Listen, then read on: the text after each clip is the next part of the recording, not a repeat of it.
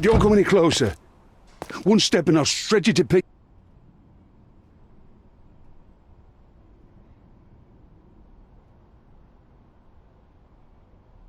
Keep standing in my way and no one will ever see you again. Righto. Yes. Yep. Well, excuse me, sir. I think I hear... I've got to... It's better I leave. Whoa. Oh, wow. That was as if somebody put my words in your mouth.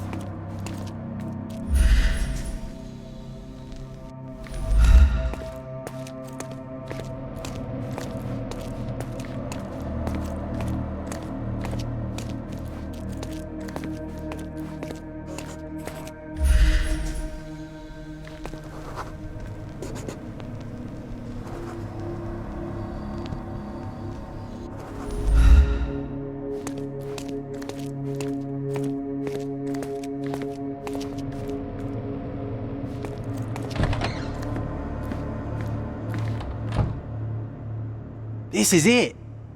This is where all the magic happens.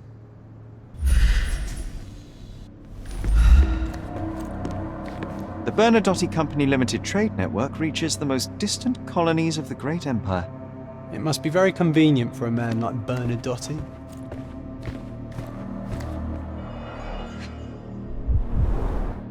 I suppose it's Mr. Bernadotti with our fine governor.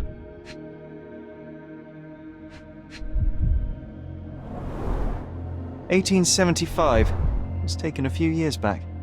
John, how many people in Cordona have a photograph with the governor, do you think? You definitely don't have one.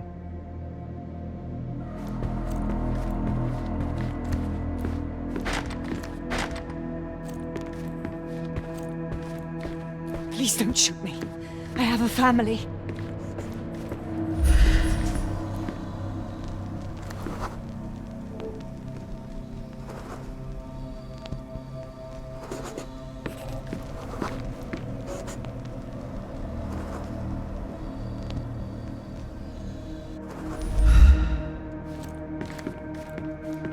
Spare me.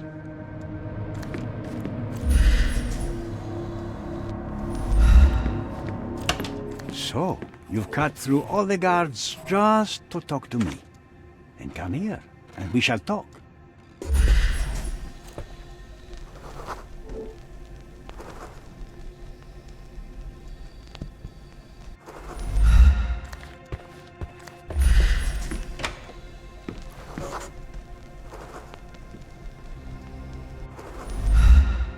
Sherry, don't you think this office suits me?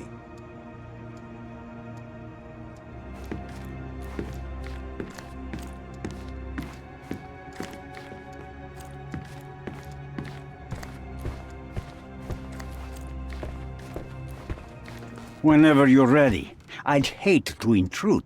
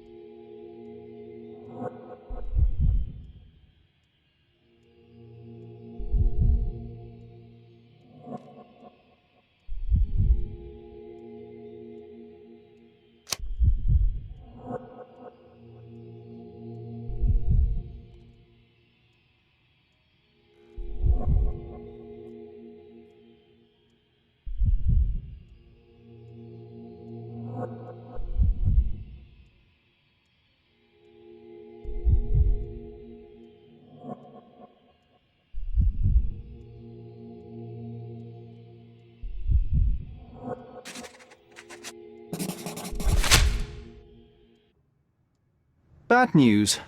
The thug you sent to the refugee camp only succeeded in stabbing himself. His next and final journey will be to the morgue. Hold your horses. Who the hell are you? Sherlock Holmes. And you are Nicolo Bernadotti, a smuggler, kidnapper, and notorious cutthroat, among other things. Few men would dare waltz into my office and address me like that. You are either overconfident or unintelligent. This is private property. Give me one reason why I should not shoot you on the spot. I am sure my friends at the station would call it self-defense.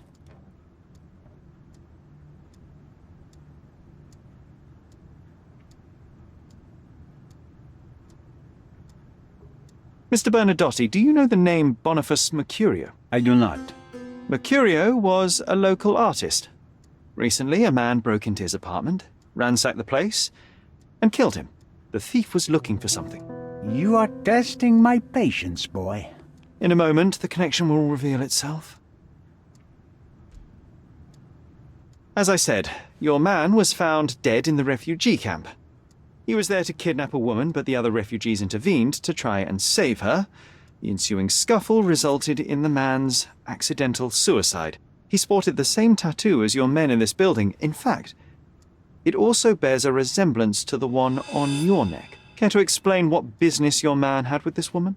You have no idea what you are talking about. I can assure you this was no kidnapping.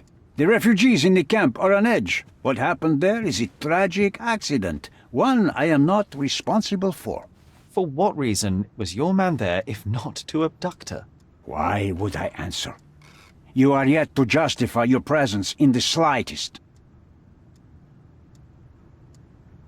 I was hired, privately, to investigate the recent theft of a painting from an art gallery. My investigation led me to a man from your organization and, thus, to you, Mr. Bernadotti. That is quite a stretch. Why would I need to steal a painting when I could buy anyone I wanted? Interestingly enough, I spotted the stolen painting in your storeroom. I buy and sell a lot of things, Mr. Holmes. Unfortunately, if this is true, it is not the first time I have been sold stolen merchandise. I presume you were hired by the owner of the gallery. Tell them to contact me, and we'll sort out the situation. So, this painting is why you broke into my office. So many words, so little action. When you barged into my office, Mr. Holmes, I got the impression you wanted to talk business. Now I see you had come just to talk. Tell me exactly what you want, or get out. It was necessary groundwork for what comes next. I have enough evidence to conclude that the gallery thief, the artist's killer, and the dead man in the camp are all the same person. Your time is almost up, Mr. Holmes. Before you draw your gun, there is one final detail I am yet to mention. The young woman your man was tasked to collect from the refugee camp had been defiled at a perverse masquerade party. That violation was captured in a photograph by Boniface Mercurio and used as a reference for his painting. The photo shows the attacker's face. Finally. That's why you're here, Mr. Holmes. You have the photograph. It is what your man was after when he broke into Mercurio's apartment, and it is what you're after too, isn't it, Mr. Bernadotti? You have the photograph with you? How much do you want for it? I am not naive enough to carry it with me, but I am yet to decide what I shall do with it. I know the man in the photo is a British envoy. What interest do you have in his downfall? I must admit, I am rather impressed by how comprehensively you have pursued this matter.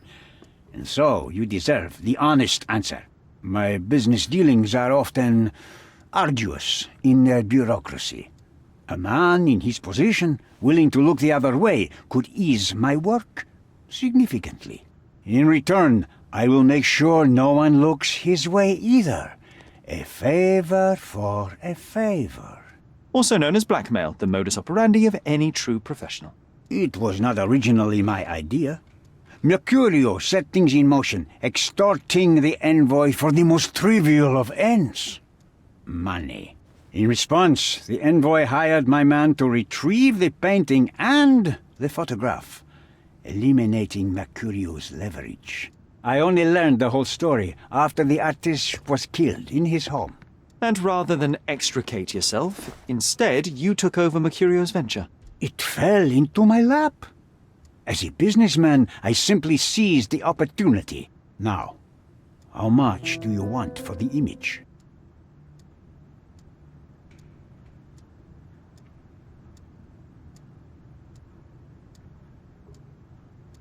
Why did you send your man to remove the woman from the camp? Without a photograph, her testimony was the next best thing. Securing her was in everyone's interest. Victims and witnesses all too often disappear. I thought the girl was safer with us.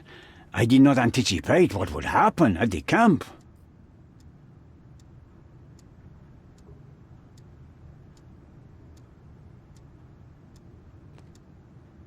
I saw refugees from the camp at your warehouse. They work for you. I have made certain arrangements with City Hall and the police. Thanks to me, refugees can work and be paid. It's a pathway to freedom. And how much do you save by capitalizing on their cheap labor?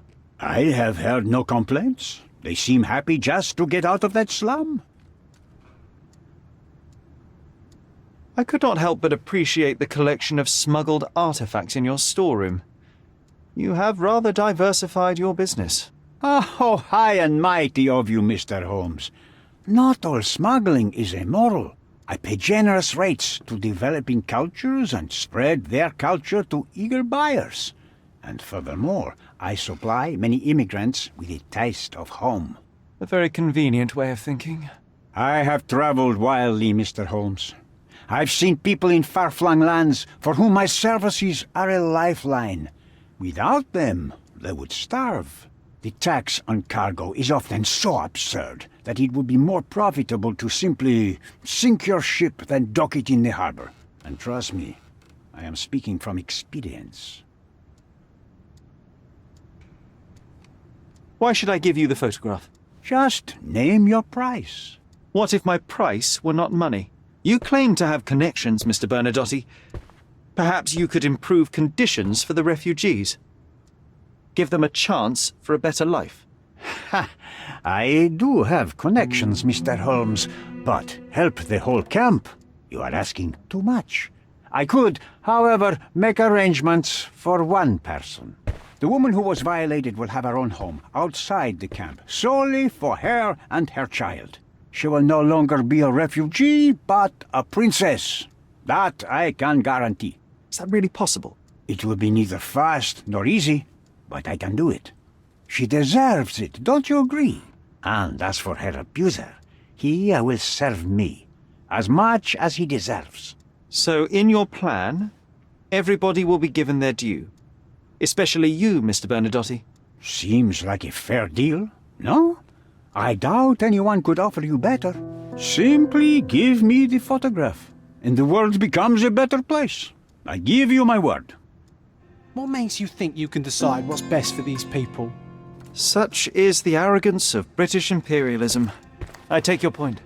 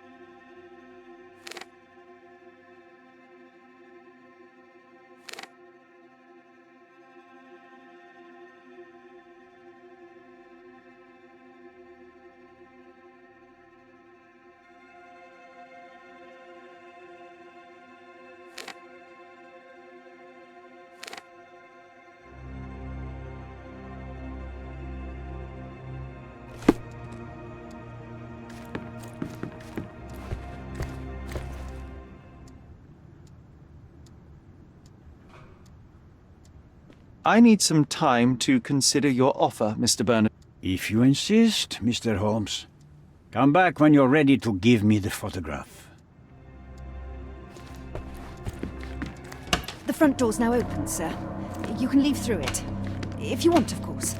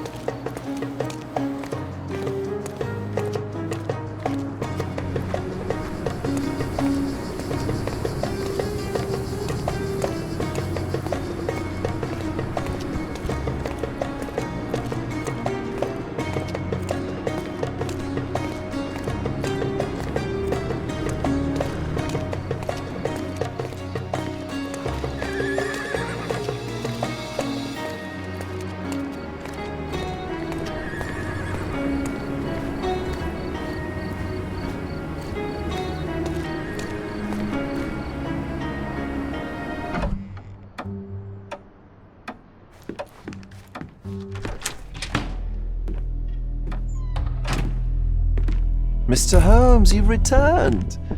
Have you uncovered anything new about the theft?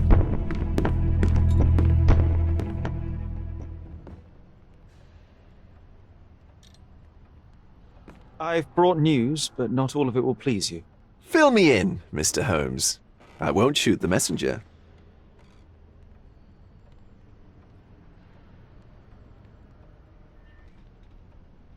I tracked down Boniface Mercurio.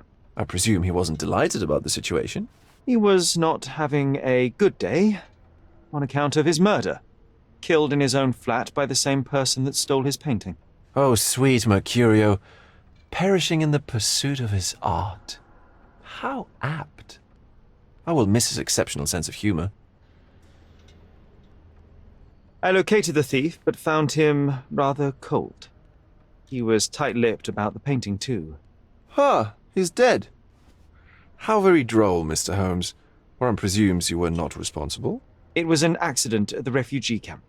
He impaled himself on his own knife. Life is nothing if not cruel and capricious. What about the stolen painting? Have you located it?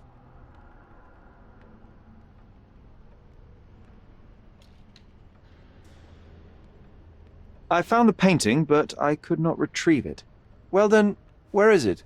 In Bernadotti's office. Bernadotti? That shady businessman? Why would he steal it from me? I'm afraid you'll have to ask him yourself. I take it you found something more then. I found the source of Mercurio's artistic inspiration. A photograph. What troubled me was that the sexual act captured was non-consensual. She was violated? Dear God, how despicable. Her abuser was in fact the British envoy. Mercurio took a picture of him committing the atrocity and then used it as artistic inspiration. I had no idea a mere break-in would eventually expose such barbarity. Mr. Vogel, I want you to make everything public, including the photograph. I'm sure you have a connection at the Cordona Chronicle. Ah, Mr. Holmes. Loyal to your own truth till the end. Yes, I'm acquainted with the staff of the Chronicle. The story is sensational, and will surely draw attention to the gallery. But you must be aware that exposing the scandal will further hurt the victim. Does that not bother you? No matter what one does, the truth tends to come out, as well it should. I won't be the one to stand in its way. Though it's only your subjective truth being exposed. Not that I'm judging. It's perfectly reasonable for everyone to have their own views. When you called me, you knew exactly what you would get. Oh, but I'm not like you, Mr. Holmes. I cannot be sure of anything. Regardless, I must thank you, for art's sake. Well, now that we've resolved all of our outstanding matters, I have a gift for you. I took the liberty of having it delivered to Stonewood Manor. I am told it belonged to your mother. Previously, you mentioned there may have been more to my mother's passing than consumption. It appears you were right. Oh dear, I'd hoped to be wrong. She was unstable, mentally unwell. She required sustained, specialized treatment, but her madness persisted. I knew that Violet had disappeared from the public eye, but had no idea of her suffering. I cannot imagine what you're feeling. And what exactly have you sent me? Frankly, I'm not sure how to answer that. I trust you'll know. Thank you, Mr. Vogel. I am curious to see what you have procured.